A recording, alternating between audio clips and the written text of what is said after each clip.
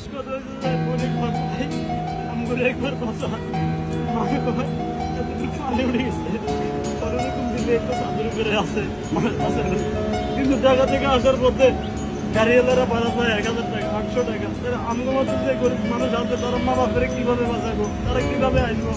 এখান থেকে একটা সিট নিলে 15 টাকা 1000 টাকা তাহলে তারা কিভাবে মা বাপের বাঁচাবে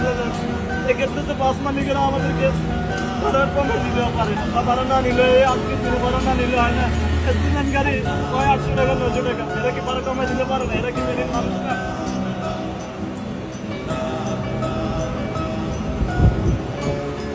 আসলে এইসব সময় যারা সুযোগ নেয় তারা কোনো মানুষ পারে না, মানুষ ছিল না।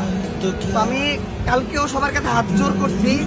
যে আপনারা দয়া করে এই টাইমে তার কোনো ন্যায্য ভাড়াটা নেন, বেশি নিয়ে চট্টগ্রাম থেকে আমি হাঁটি হাঁটি এদিকে আসছি। চট্টগ্রাম